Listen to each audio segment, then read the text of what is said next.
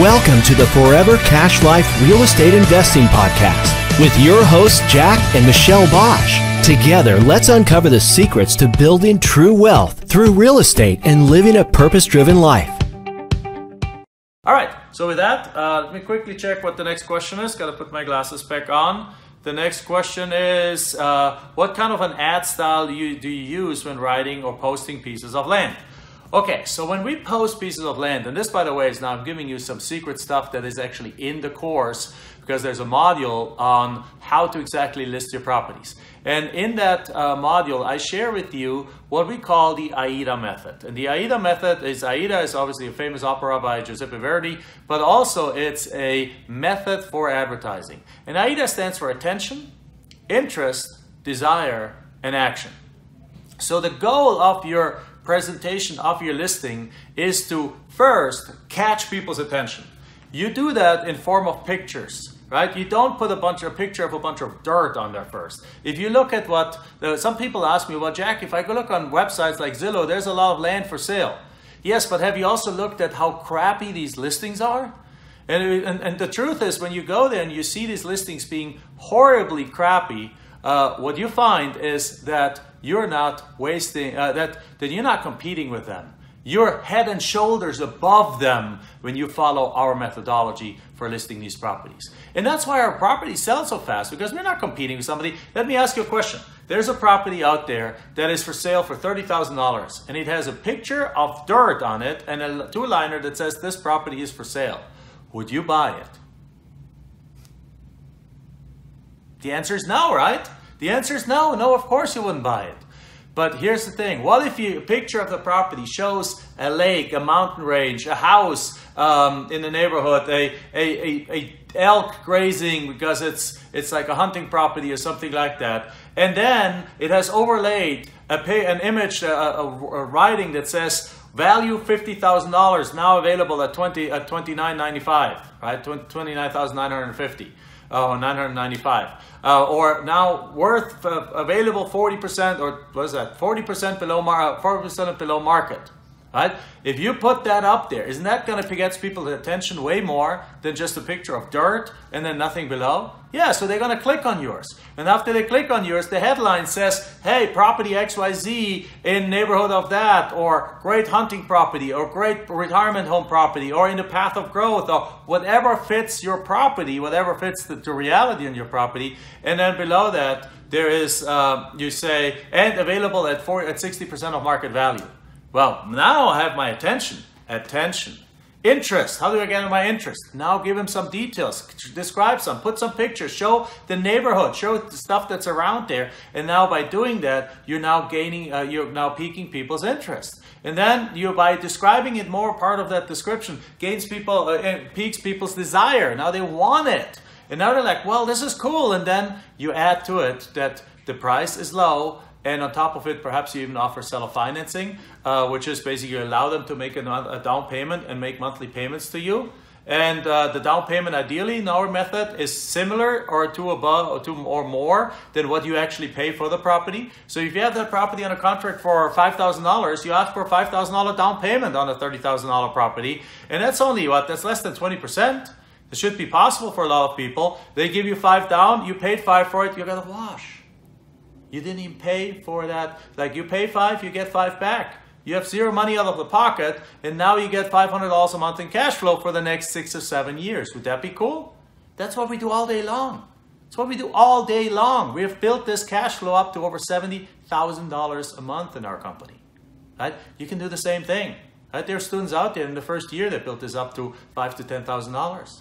You can do the same thing with $5,000 to $10,000 a month coming in for the next 5 to 10 years.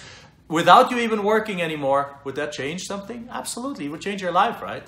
So that's what we do here. That's how we put this out there. So we put an ad style together that's descriptive, that has a bold headline, that has a good picture, and so on and so forth. And that's how we put our properties out there. Now, if you put actual advertising on there, we typically use banner ads. Banner ads still work. You can put them out there, but you got to test a lot of them. And that's subject for another podcast. All right. So last question we quickly see is owner financing. Well, we just talked about it. Very great transition here. So here's the thing. Owner financing is one of my favorite ways to sell properties. And again, I'm going to do another podcast in just a little bit in one of the next episodes where I'm going to talk about seller financing in a little bit more. But seller financing is such an awesome way of doing deals for the following reason. When you, let's put it that way. When you sell a property, there is only so many ways that you can sell a piece of land. You can sell it at retail price, high price, for cash.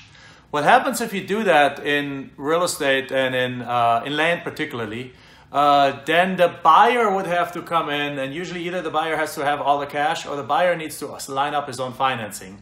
Banks don't like to lend on land. As a result, they have to have the cash. So it reduces your buyer pool. And as a result, it takes much longer to sell a piece of land at full retail value for cash. So if you have a $50,000 property that you want to sell for $50,000 property, it literally might sit there a year before somebody comes up and says, I'll pay you the 50 grand or 45 or something like that. Give us a little bit of a discount, and they buy that property. So what we do typically when selling these properties is we discount the price. Like if you have that $50,000 property under contract for $10,000, could you sell it for $27,000 and could you sell it for $27,000 and after closing costs and everything, make, let's say, a $16,000 profit on that deal? The answer is yes. Yes, absolutely. You could do that all day long. So now why could you do it all day long? Because first of all, are there more people that have $27,000 than there are $50,000? Yes. Number two, though, the people that realize that this property is worth $50,000 and they want that kind of property, but they don't have, or well, are they going to dig deep to find 27, even if they have to borrow it from their grandma or whatever it is, to buy the property? Yes, because it's a smoking freaking deal.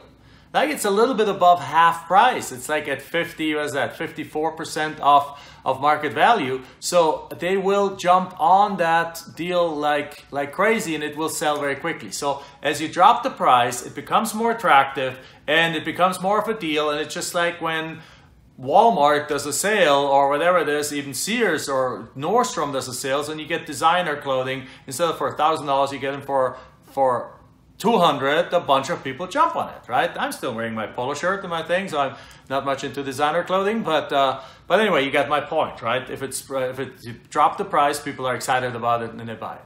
Well, there's a way that you can have your cake and eat it too, and this is the following way: seller financing. When you sell seller financing,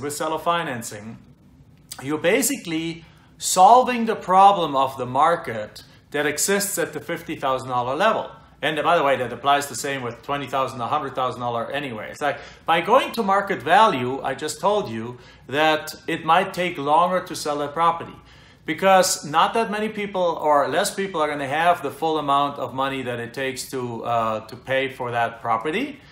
But a lot of people would like that property, but they can't get financing because banks don't like to lend on financing.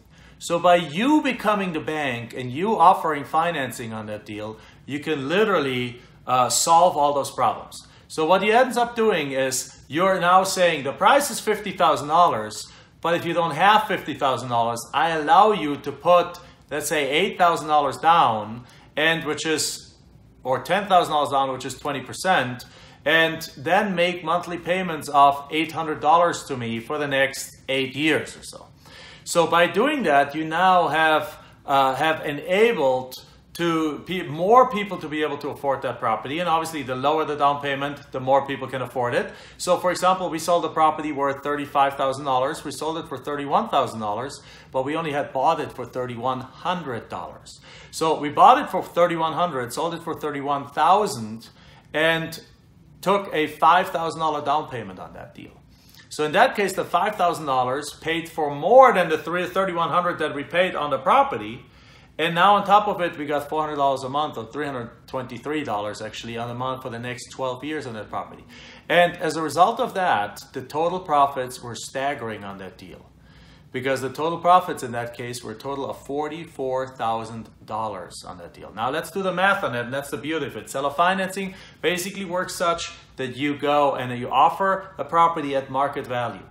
As I said, at market value usually takes a long time to sell, but by offering seller financing, the deal is now not in a lower price. With the wholesaling, the deal is in a lower price. With seller financing, the deal is actually in the down payment and the monthly payments. So the same, by the way, houses are being sold the same way, right? If you own your house, you didn't pay cash for this house, most likely. Most people don't pay cash for the house. Instead, what do? They put in a down payment and they put in monthly payments, right? That's the standard way of buying houses. That's the standard way of buying cars. So the truth is, we are applying the same thing to land, only that there's no ready lending market for it. For houses, every bank, FHA gives you loans on that. Every local bank gives you a loan on it. On land, they don't. So there's a lack of financing out there. So you step into that and you become the bank, and now you can sell these properties very quickly. And at the same time, you create cash flow, but you also triple your profits. Now, why do you triple your profits? First of all, let's look at that case again. If you take the $50,000 property that you have under contract for 10, if you sell that thing for 27, you net 16 after closing costs. So you just made $16,000. Great. If you sell it with seller financing, number one, you're going to sell it for $50,000.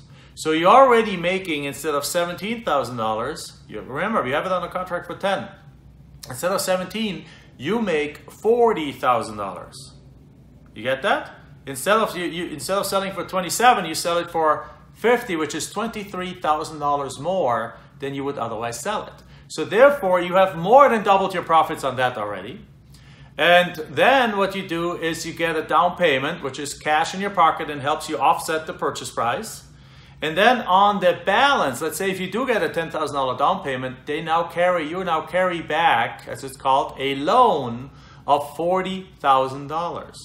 And that loan of $40,000, on top of that, they pay off over the next, let's say, 10 years. So over the next 10 years, you get interest on the $40,000. And that interest adds up to approximately another $15,000 to $20,000 in profits over the course of the loan. So as a result, your total profit on that deal, roughly estimated, I don't have my financial calculator here with me, is going to be somewhere in the $60,000 to $65,000 range.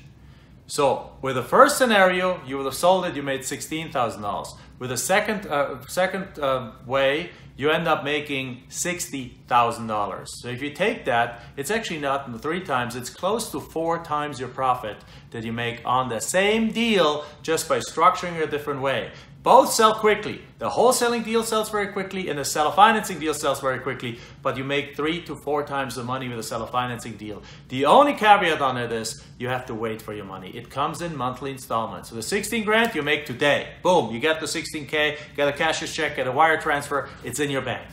In the seller financing side, it'll come in over 10 years. Now there's another way you can do that afterwards. If you need that money quicker, you can then take that mortgage that you created where you are the bank and you can actually sell that to somebody. So if you have a $40,000 note where somebody gives you a $10,000 down payment and perhaps you even check their credit and they have good credit, you can probably sell that to somebody else for $30,000 to $35,000 tomorrow. And as a result, let's say you sell it for $30,000, big discount, right? You gave them 25% discount. A $40,000 note, you sell them for $30,000. So you give them that, and you receive another $30,000. You now receive $30,000. So even in that scenario, you would have almost doubled the income of the profits from that deal. So whichever way you turn it, seller financing is absolutely awesome. And what I mean by that is also look at it from this point of view. I always do like a little bit mental math, right? I love mental math. I love categorizing stuff in my mind. And when we started out, the first monthly payment we received was, say, $300. Now, you can structure them such. One of our students in our Hall of Fame, he does no loans less than $500. We have loans that are as little as $100. But let's say $300 is the average. If you do $300, the first $300 probably pays your car payment. The second one you do this loan, and the second loan you do, the second seller financing deal you do, probably pays for your electricity bill in your house. The next one pays for your car insurance. The next one pays for, I don't know, for the gas for the car all month long, right? The next one pays for, et cetera, together. You get it? Most people, after having like 10 or 15 of these loans, have all their fixed expenses paid for. All the fixed expenses paid. They now have when they wake up in the morning and go to work, any dollar that they make at work is just extra spending money. And by the way, that's the point where you probably want to consider quitting your job and do this business full time, which a lot of our students have done. Right? For example, Ray and Kitna, they started our business just about a year and a half ago. It took them 1 year to realize that they're making more in this business than they made in their job, and they quit their job. Isn't that beautiful? That's what I want for you too. So this is what our podcast was about. I'm going to keep it to this question, went a little longer than it usually goes anyway.